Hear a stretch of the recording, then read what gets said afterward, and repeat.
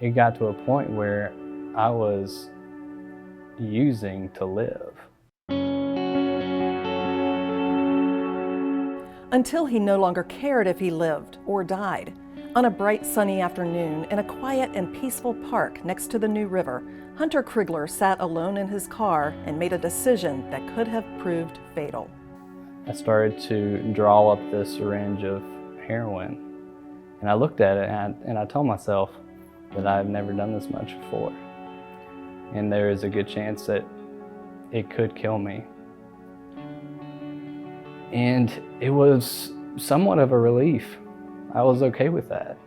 And a couple hours later, I woke up with a needle in my arm and just drool all down my shirt, in my lap, and I'm still convinced that God laid his hand on me that day. But the near miss wasn't rock bottom. To understand why is to understand what led to his addiction.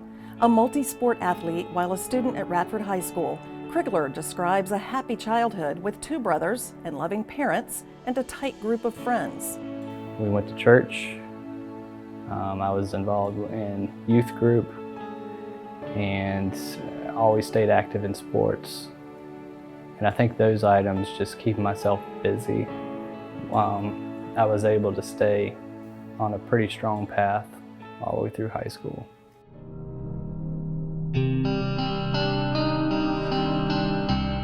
But after graduation, as the friend group scattered and with fewer activities on his schedule, Crigler felt lost. He moved into an apartment a block away from the Radford University campus with some new friends who introduced him to a new activity, partying with drugs and alcohol. One of my roommates started to sell a high amount of cocaine, large quantities.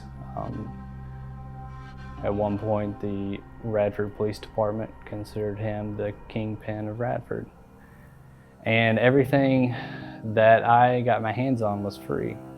I would say 6 months into living at this apartment is when I was introduced to opiates. And it's something I really liked. I was able to escape life. I was able to numb feelings. But it was numbness from a severe case of Guillain-Barré syndrome that left him hospitalized and in rehab for months to regain his strength. As he recovered, Crigler and his parents, who were unaware of the extent of his drug use, hoped this would be the catalyst for addiction recovery as well. It lasted a week. I was clean, I had a sense of gratitude, but I still hadn't addressed the main problems, the underlying issues. And that was, I wasn't able to manage my feelings.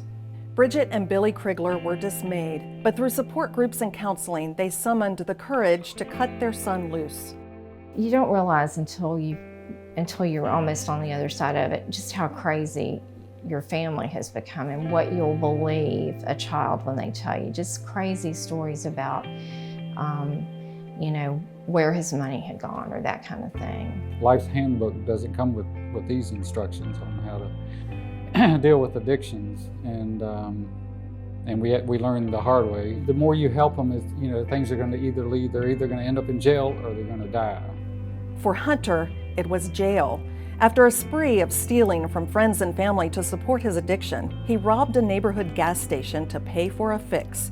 Knowing there were warrants for his arrest, Bridget Crigler tracked down her son and said, "Enough is enough." She drove me down to the Radford police station, and I turned myself in.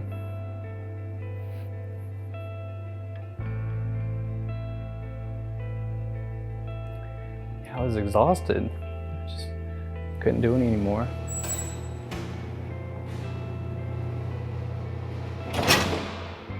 Crigler spent 10 days locked up in the New River Valley Regional Jail until a judge ordered him to complete and graduate from the Way Forward Recovery Program at the Rescue Mission. When I arrived at the Rescue Mission, there was a sense of release from my past life, and it's almost as if that was the clean slate had started. It was very overwhelming because I knew at that point that I was in good hands. At the rescue mission, Krigler lived in community with the other program participants. He especially appreciated sessions with his coach and his spiritual advisor, and he grew in his faith and from classes provided through the Learning Center. We were able to hone in on the main issues. We were able to uncover those character defects and address them. We're able to dig deeper and just identify the false beliefs and bring truth and bring light onto those. Studio arts, he says, provided a special outlet for creativity, long buried beneath the weight of addiction. There is a reason that there's a pottery class, that it's about molding an item or somebody into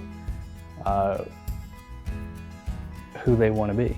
The studio arts definitely played a huge therapeutic part in the recovery.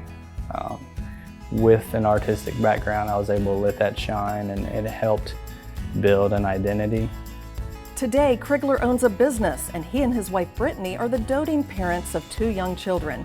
They're active in their church and the community, and with once broken relationships now restored, their favorite activities involve time spent with family and friends. For all of it, he is grateful.